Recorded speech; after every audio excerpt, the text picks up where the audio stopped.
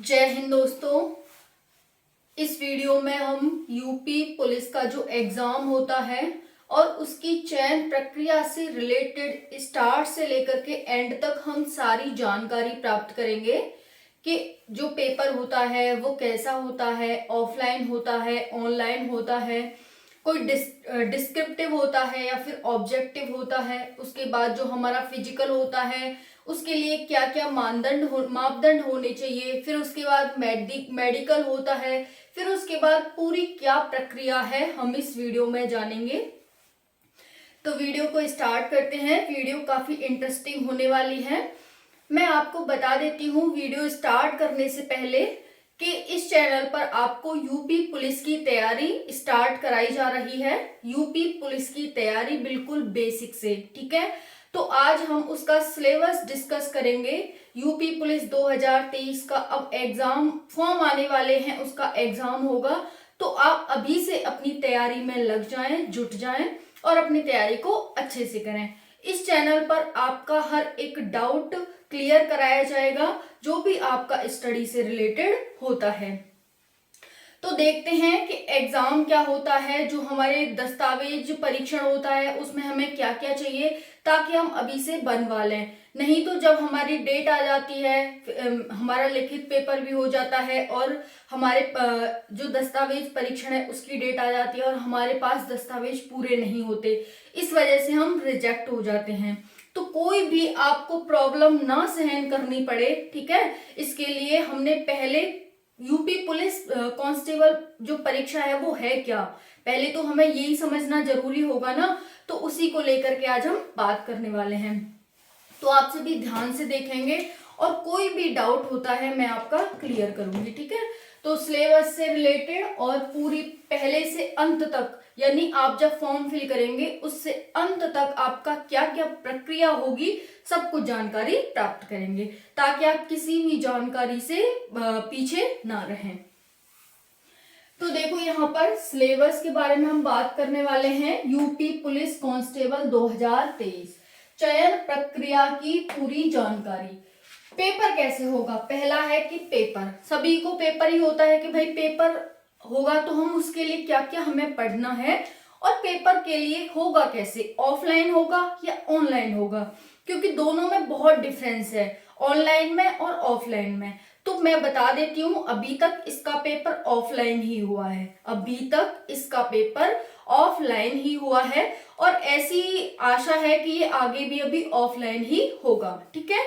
Offline का मतलब आपको पेपर दिया जाएगा, एक ओएमआर सीट दी जाएगी, पेपर में से आपको राइट करना है और उस पर ओएमआर सीट पर वो फिल करना है। ऑप्शन ए बी सी इस तरह से दिए जाएंगे। तो ये होता है ऑफलाइन, ठीक है। अब यहाँ पर आता है चयन प्रक्रिया। अब पेपर कैसे होगा वो हमें पता चल गया कि ऑफलाइन होगा, यानी हमें क्या करना होगा, हमें हाथ से करना होगा, कंप्यूटर वगैरह हमें कुछ नहीं दिया जाएगा। अब है चयन प्रक्रिया क्या है। तो पहला है लिखित परीक्षा। आप फॉर्म फिल करेंगे, फॉर्म की डेट आएगी भरने की तो आप फॉर्म फिल करेंगे। फॉर्म फिल करने के बाद आपको परीक्षा की डेट आएगी। परीक्षा की डेट जब आएगी तो आप एडमिट कार्ड निकलवाएंगे और एडमिट कार्ड निकलवा के उसमें आपकी परीक्षा की डेट दे रखी होगी तो आप परीक्षा देने जाएंगे। तो उसी परीक्षा की मैं बात कर रही हूं कि जो लिखित परीक्षा होगी वो कैसी होगी। तो यहाँ पर देखेंगे ऑब्जेक्टिव होगी। कैसी, ऑब्जेक्टिव, यानी कि ऑप्शनल होंगे, उसमें ऑप्शन 4 ऑप्शन होंगे। ऐसी होगी, आपको कुछ भी लिखना नहीं होगा कि आप 150 शब्दों का एक पूरा क्वेश्चन लिख रहे हैं, ऐसा कुछ नहीं होगा। सिर्फ आपको टिक करके ओएमआर सीट पर भरना होगा, ठीक है। तो इसी को ऑब्जेक्टिव कहते हैं। बहुविकल्पीय प्रश्नों का आपका पेपर होगा। ये हो गया ऑब्जेक्टिव। 300 नंबर आपको दिए जाएंगे। जो पेपर होगा वो 300 नंबर का होगा और उसमें 150 प्रश्न होंगे। 150 प्रश्न और 300 नंबर का आपका लिखित पेपर होगा। वहां पर प्रत्येक प्रश्न के लिए +2 नंबर, यानी कि अगर आप सही क्वेश्चन करते हो, एक क्वेश्चन को सही करते हो तो आपको 2 नंबर मिलेंगे। लेकिन अगर आप किसी क्वेश्चन को गलत करते हो तो आपका 0.25 नंबर काट लिया जाएगा, जिसे हम 1/4 नंबर कहते हैं। ठीक है, तो ध्यान रखना ये इसमें नेगेटिव मार्किंग भी होती है, प्लस 2 नंबर मिलते हैं और नेगेटिव भी हो जाते हैं अगर हम गलत करते हैं। तो हमारे वो 2 तो जाएंगे ही जाएंगे, प्लस हमारा जो हमने सही क्वेश्चन किया है उसमें से हमारा 0.25 नंबर भी चला जाएगा। ठीक है, तो बहुत सोच समझ के करना है। अगर हम नेगेटिव कर भी देते हैं क्वेश्चन को तो इससे हमारा नॉर्मलाइजेशन पर इफेक्ट पड़ता है। ठीक है, तो जहां तक कोशिश करना कि आप गलत क्वेश्चन ना करें। फिर है यहाँ पर कौन कौन से विषय आते हैं इस लिखित परीक्षा में। हमने देख लिया ऑब्जेक्टिव पेपर होगा, 300 नंबर का होगा, 150 प्रश्न आएंगे, एक क्वेश्चन 2 नंबर का होगा, गलत प्रश्न के लिए 0.25 नेगेटिव मार्किंग है। विषय कौन कौन से आएंगे? सामान्य ज्ञान, सामान्य ज्ञान का मतलब जीके और GA, general knowledge and general awareness. ठीक है, तो इसमें क्या क्या आएगा जीके और जीएस में हम अभी देखेंगे। ठीक है, मतलब नेक्स्ट वीडियो में देखेंगे, ये सिलेबस हम नेक्स्ट वीडियो में देखेंगे। अभी हम क्या देख रहे हैं? अभी हम देख रहे हैं कि पूरी चयन प्रक्रिया होगी कैसे। ठीक है, तो सामान्य ज्ञान होगा पहला, मतलब इसमें 4 वो होते हैं, हमारे 4 सब्जेक्ट होते हैं। पहला सामान्य ज्ञान, दूसरा सामान्य हिंदी, तीसरा मैथ्स और 4th रीजनिंग। ठीक है, जो सभी में जनरली होते हैं कॉमन, वही इसमें होगा। तो हमारा सामान्य ज्ञान, सामान्य हिंदी, मैथ और रीजनिंग 38, मतलब इनके फिक्स नहीं होते हैं, कभी ये हिंदी को ज्यादा वेटेज दे देते हैं तो कभी जीके को कम, कभी जीके को ज्यादा, तो ये फिक्स नहीं होते हैं। ठीक है, तो अभी तक इसमें सामान्य ज्ञान के 38, सामान्य हिंदी के 37, मैथ के 38 और रीजनिंग के 37 क्वेश्चन आते हैं। अब आपको पता है एक क्वेश्चन 2 नंबर का होता है, तो इसके लिए 76 अंक, इसके लिए 74, इसके लिए 76 और इसके लिए 74, इस तरह से अंक दिए जाते हैं। ठीक है, तो इतना आप सभी को क्लियर हो गया होगा। तो 4 इसमें सब्जेक्ट आते हैं, जिसके लिए एक प्रश्न 2 नंबर का, ये ऊपर नीचे भी हो जाते हैं, कम ज्यादा भी कर देता है, एग्जामिनर के ऊपर डिपेंड होता है, कोई फिक्स नहीं होता ये। और प्रत्येक प्रश्न के लिए 2 नंबर, तो 38 होगा तो 76 नंबर, 37 होगा तो 76 नंबर, 38 होगा तो 76 नंबर और 37 होगा तो 74 नंबर, इस तरह से दिए जाते हैं। तो आप पूरा यहाँ पर देख सकते हैं। ठीक है, यहाँ पर हमारा इतना हो गया है। अब उसके बाद हम देखेंगे यहाँ पर कि इसके दस्तावेज परीक्षण कैसे होता है।